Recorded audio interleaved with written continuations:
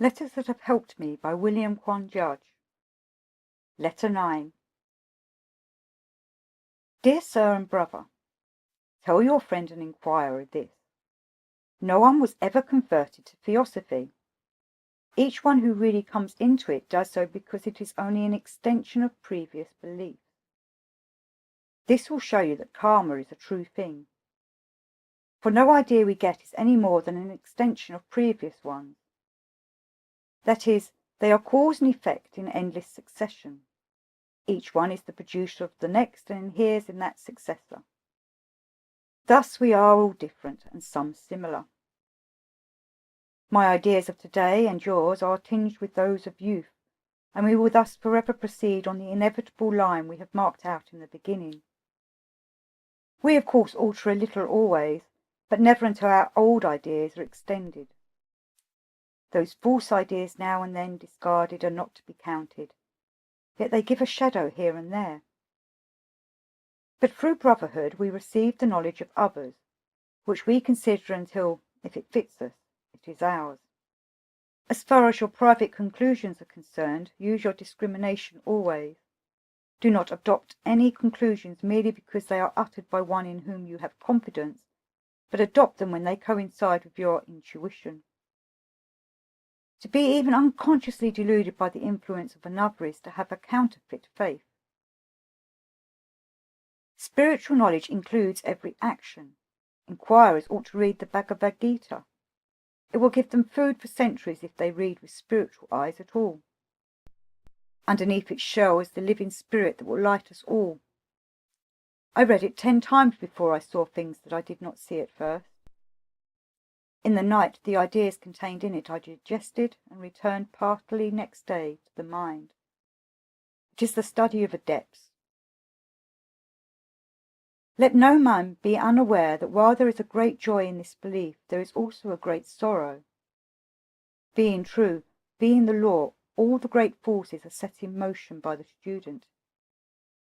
He now thinks he has given up ambition and comfort. The ambition and comfort he has given up are those of the lower plane, the mere reflections of the great ambitions and comforts of a larger life. The rays of truth burn up the covers time has placed upon those seeds, and then the seeds begin to sprout and cause new struggles. Do not leave any earnest inquirer in ignorance of this. It has cost others many years and tears of blood to self-learn it.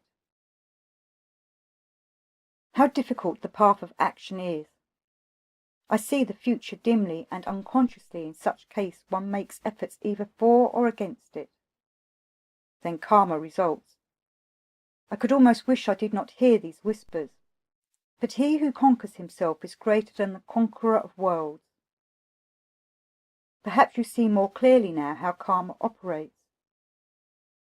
If one directs himself to eliminating all old karma, the struggle very often becomes tremendous, for the whole load of ancient sin rushes to the front on a man, and the events succeed each other rapidly. The strain is terrific, and the whole life fabric groans and rocks. As is said in the East, you may go through the appointed course in 700 births, in 7 years, or in 7 minutes. The sentence in Light on the Path, referred to by so many students, is not so difficult as some others. One answer will do for all. The book is written on the basis of reincarnation, and when it says the soiled garment will fall again on you, it means that this will happen in some other life, not necessarily in this, though that may be too. To turn away in horror is not detachment. Before we can hope to prevent any particular state of mind or events reaching us in this or in another life, we must in fact be detached from these things. Now, we are not our bodies nor mere minds, but the real part of us in which karma inheres. Karma brings everything about. It attaches to our real inner selves by attachment and repulsion.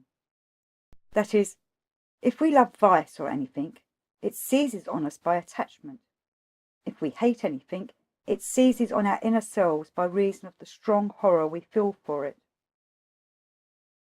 In order to prevent a thing, we must understand it. We cannot understand while we fear or hate it. We are not to love vice, but are to recognize that it is a part of the whole, and trying to understand it, we thus get above it. This is the doctrine of opposites spoken of in Bhagavad Gita. So if we turn in horror from the bad, we may feel sad and charitable though. In a future life we will feel that horror and develop it by reaction into a reincarnation in a body and place where we must in material life go through the very thing we now hate. As we are striving to reach God, we must learn to be as near like him as possible.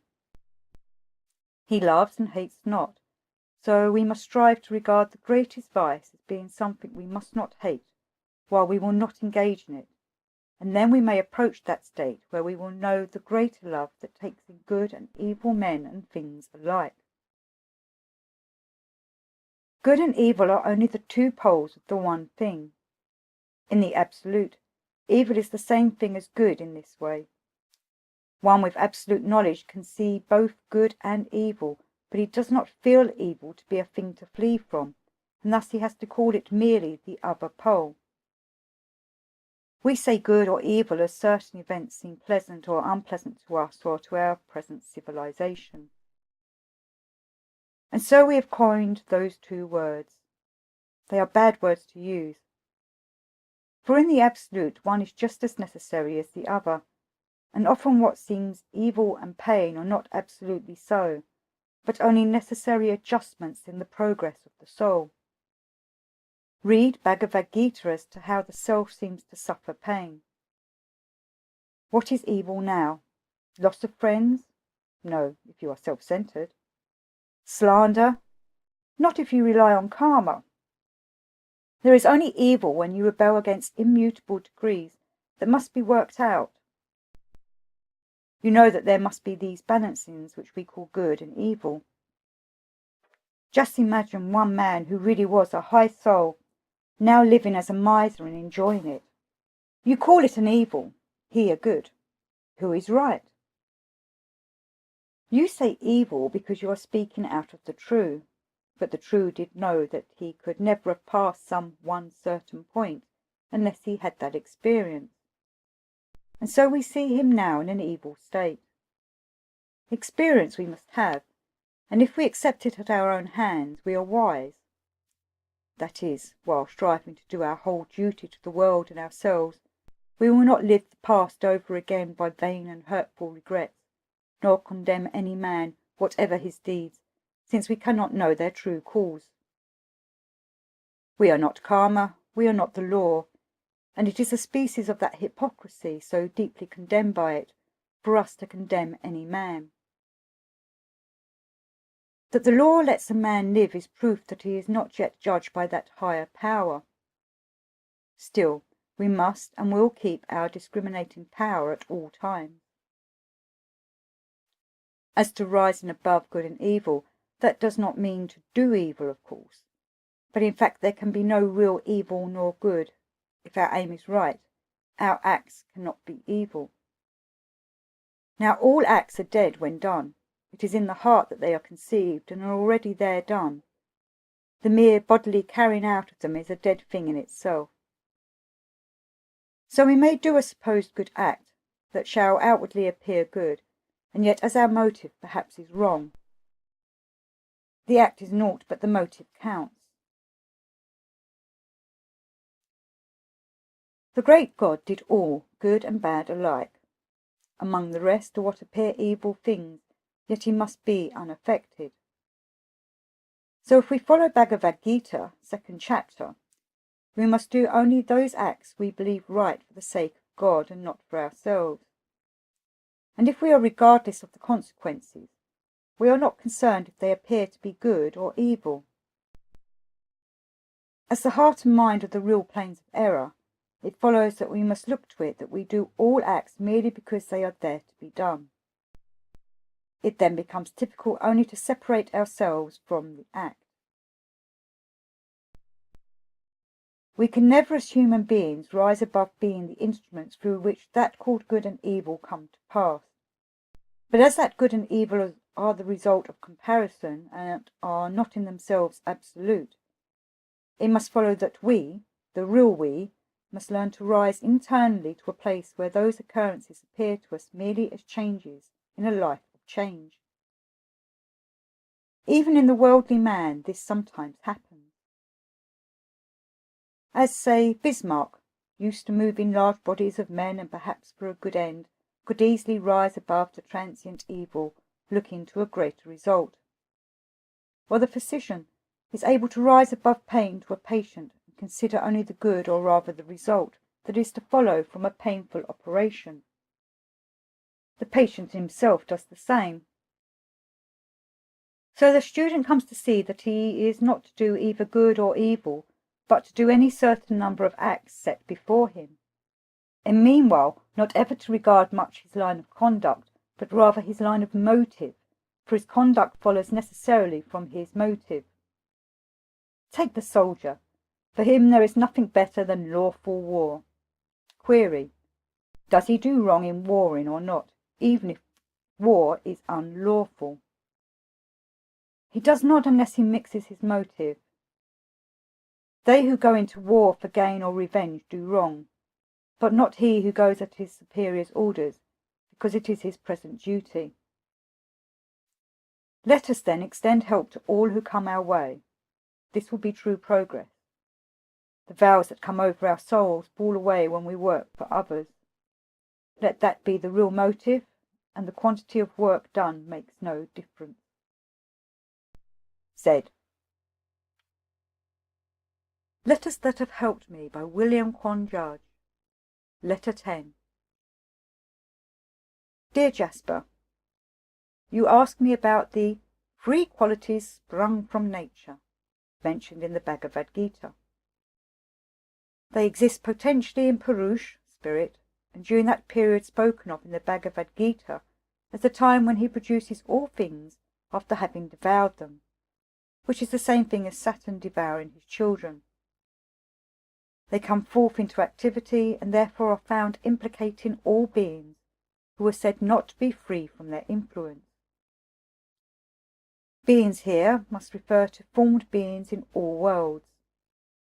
Therefore in these forms the qualities exist, and at the same time implicate the spectator, the soul, who is in the form. The Devas are gods, that is, a sort of spiritual power lower than the Ishwara in man. They are influenced by the quality of sattva, or truth. They enjoyed a period of immense felicity of enormous duration, for which having duration is not an eternity. It is written, goodness, badness, and indifference, the qualities thus called sprung from nature, influence the imperishable soul within the body. This imperishable soul is thus separated from the body in which the qualities influence it, and also from the qualities which are not it. It is Ashwara. The Ishwara is thus implicated by the qualities. The first or highest quality is Sattva, which is in its nature pure and pleasant, and implicates Ivashvara by connection with pleasant things and with knowledge. Thus even by dwelling in Sattva the soul is implicated. The second quality is Raja, and causes action. It implicates the soul because it partakes of avidity and propensity, and causing actions thus implicates the soul. The third, Tamo quality, is of the nature of indifference, and is the deluder of all mortals. It is fed by ignorance. Here, then, are two great opposers to the soul, ignorance and action. For action proceeding from Raja assisted by Sattva does not lead to the highest place, while ignorance causes destruction. Yet when one knows that he is ignorant, he has to perform actions in order to destroy that ignorance. How to do that without always revolving is the whirl of action, is the question. He must first get rid of the idea that he himself really does anything, knowing that the actions all take place in these three natural qualities, and not in the soul at all. The word qualities must be considered in a larger sense than that word is generally given. Then he must place all his actions on devotion, that is, sacrifice all his actions to the Supreme and not to himself. He must either, leaving out indifference, set himself up as the God to whom he sacrifices, or the other real God, Krishna, and all his acts and aspirations are done either for himself or for the all. Here comes in the importance of motive. For if he performs great deeds of valour or of benefit to man, or acquires knowledge so as to assist man, and is moved to that merely because he thinks he will attain salvation, he is acting only for his own benefit and is therefore sacrificing to himself. Therefore he must be devoted inwardly to the all, that is, he places all his actions on the Supreme, knowing that he is not the doer of the actions, but is the mere witness of them. As he is in a mortal body, he is affected by doubts which will spring up. When they do arise, it is because he is ignorant about something. He should therefore be able to disperse doubt by the sword of knowledge. For if he has a ready answer to some doubt, he disperses that much. All doubts come from the lower nature, and never in any case from the higher nature. Therefore, as he becomes more and more devoted, he is able to know more and more clearly the knowledge residing in his sattva part. For it says, "A man who is perfected in devotion, or who persists in its cultivation, finds spiritual knowledge springing up spontaneously in himself in the progress of time."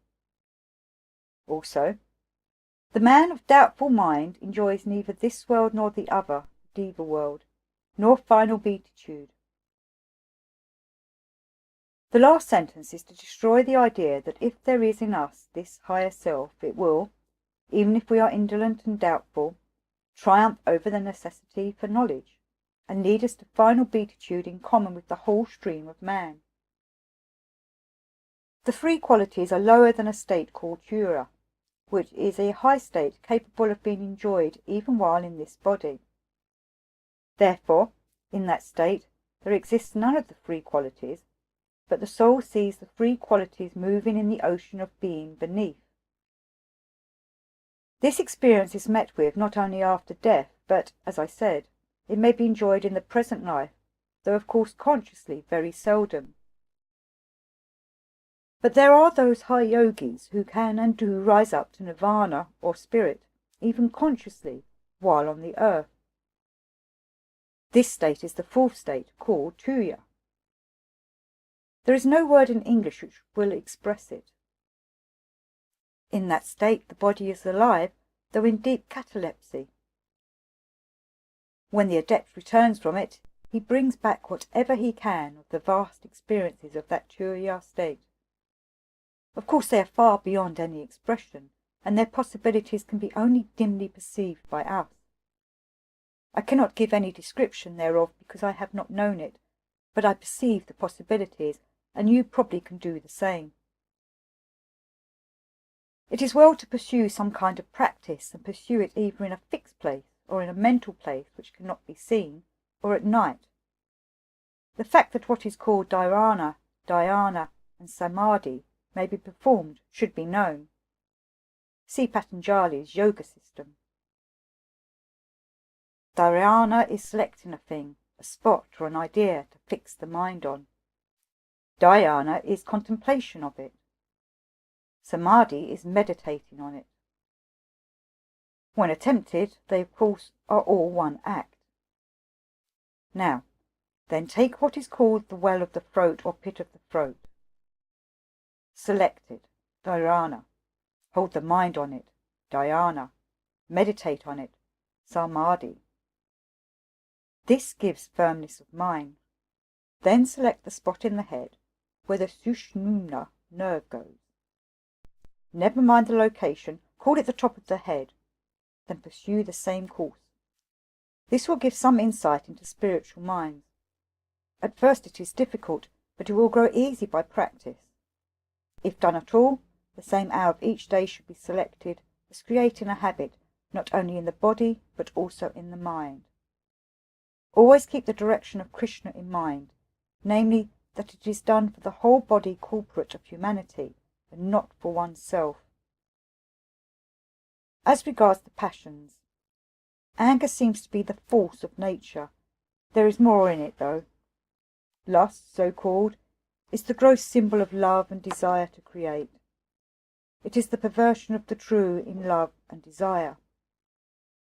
Vanity, I think, represents in one aspect the illusion power of nature, Maya, that which we mistake for the reality. It is always nearest to us and most insidious, just as nature's illusion is ever present and difficult to overcome. Anger and lust have some of the ragistic quality, but it seems to me that vanity is almost wholly of the tamogunam. May you cross over to the fearless shore. Z. At the end of March 1884, Madame Blavatsky, Colonel Alcott, and the young Hindu Mohini Chatterjee arrived in Paris from India. The fourth member of the party was Babala, a young Hindu who was the special attendant of Madame Blavatsky. Mr. Judge was at the station to greet them on their arrival, and he remained several months in the house with them, working on the revived edition of Isis Unveiled, which became the Secret Doctrine, then being prepared for publication. William Quan Judge wrote, "Although I wrote you yesterday, I cannot resist the temptation to write again today, because I'm sending off so many letters to the US in today's mail. For several days, until yesterday, I have had the most awful blues that ever were. So blue indeed that HPB was very much worried. It seemed impossible to stave them off, and as they were accompanied with an uncontrollable desire to weep, I was in a bad way. She said I had got into my past current, and also that in going about I had absorbed some old elementaries which she saw about me. She gave me to wear all day her talisman ring, which is of great value and strength. It has a double triangle and the Sanskrit for life on it.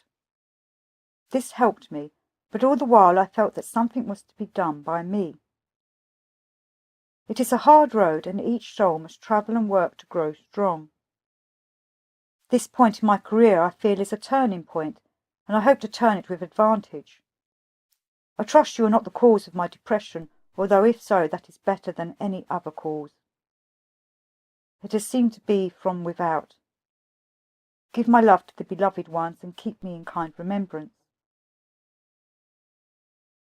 I sent you the other day a rough sketch, being a resemblance to Mahatma M, and I enclosed to you a photograph of Madame, Subbarao, and Dabajiri Nath, or Babaji as they call him, at headquarters. He is not always at headquarters. S told me there was something mysterious about him. Mohini told me also that he was far advanced and can easily leave his body at will. I telegraphed you yesterday that my address for a month will be American Exchange, Paris, as I am ordered by the masters to stop here and help Madame in writing the Secret Doctrine, which you see advertised in the Theosophist. To resume with coherency. After the first hurry was over, I said I had to go to India at once. Alcott thought I'd better stay with HPB, and so did she. But I said that all the orders I had were to go to India, and without further ones I was going. And so she said I was probably right, and then it was decided that I would wait here until O could get me in a steamer in London, where he went on the 5th. All was thus arranged definitely. But the next morning, as I was sitting in the bedroom with Mohini, in which he and I slept, and after we had been there about an hour after coffee, Alcott came from his room, which was at the other end of the hall, and called me out, and told me privately that the master had been then to his room and had told him that I was not to go yet to India, but to stay and help HPB on the Secret Doctrine. By the way, my fate is mixed up with Isis Unveiled. I helped her on that, and, as she reminded me yesterday, I suggested the use of the word elemental to make the distinction clear between them and the elementaries. As she said, "That was your word, Judge." It shows she is not ungrateful, nor like so many who are unwilling to concede what they are indebted to others for. Mohini and I had not yet left our rooms, and HBB was still in bed. Perfectly convinced after a few minutes that O was right, especially as the afternoon before I had had an intuition of it in the street, I returned to our room and told Mohini nothing. But after about half an hour he looked up and said, "Judge, I believe your master has been in the house this morning for some purpose." I then told him of the change of plan, and he said, "It must be right." So then, here I am, for how long or short I do not know, and I am to make suggestions and write upon the work. So, see my fate again linked with the second working up of Isis. In this place you remember her letter of last June that my fate was indissolubly linked with that of theirs, the masters. I am now able to give you proofs of the adepts from these Hindus who know and revere them.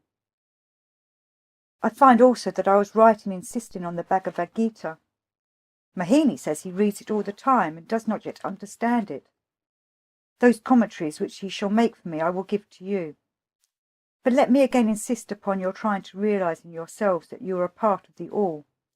That is the constant subject of meditation, and will bring the best and most rapid progress. Furthermore, too much must not be expected of the Mahatmas. They cannot interfere with karma, and so, if a man starts out to them, they say, "Try." If he fails, he has done so on his own judgment. It does not follow that they are always helping him because he has made himself a Chela.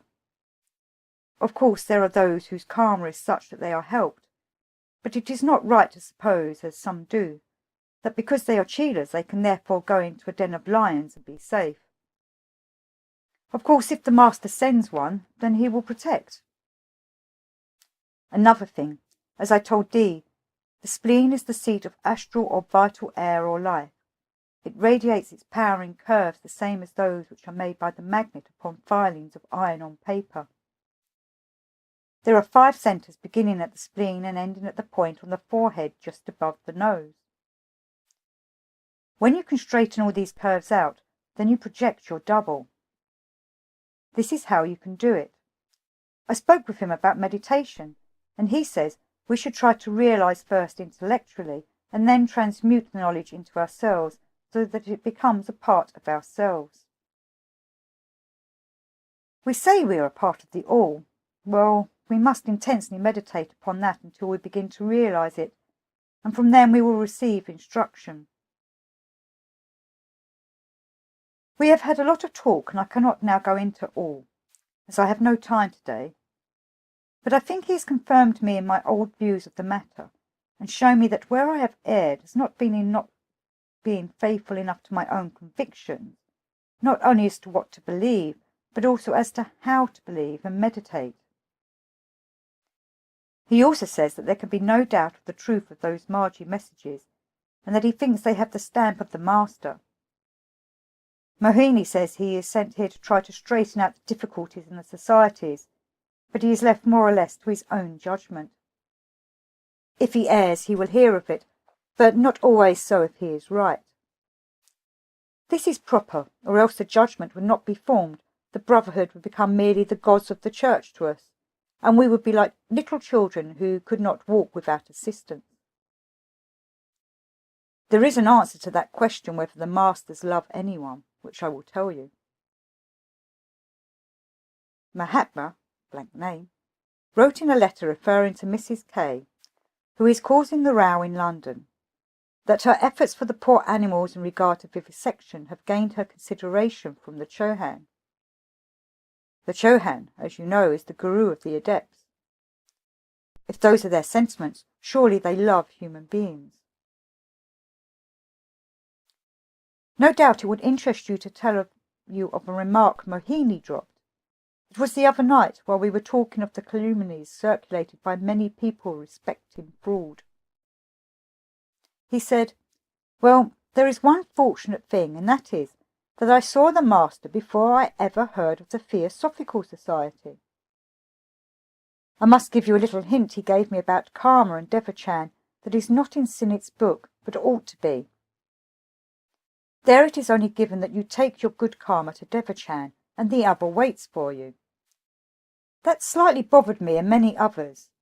He, Mohini, says you take both with you, but the bad has no opportunity there to exercise itself and remains quiescent until you return, when it begins to work. Of course, you must remember the terms used here are indefinite, and that included in bad karma is good material karma. For in saying bad karma, I mean the karma which works out in physical life, whether it be a good or a bad karma, and in saying good karma in Devachan, I mean that good or spiritual karma which can only be worked out in Devachan. He tells me also that there are many errors in that Bhagavad Gita I sent you, and now I see that it is Thompson's and not Hurrican's translation. Turn to the first chapter, first verse, and correct it to read as follows. What doth the lower parts of man's nature, which holds first for renewed life, and his or other spiritual parts, who assembled for the purpose of fighting in the body, which is acquired by karma, Sanjaya? O Brahma, what is this mystery which takes place every night? When lying on the matting, the eyes closed, the body is lost sight of, and the soul escapes to enter into conversation with the ancestors, Pitris. Watch over it, Brahma. When forsaking the resting body, it goes away to hover over the water, to wander in the immensity of heaven, and penetrate into the dark and mysterious nooks of the valleys and grand forests of the blessed Himalayas.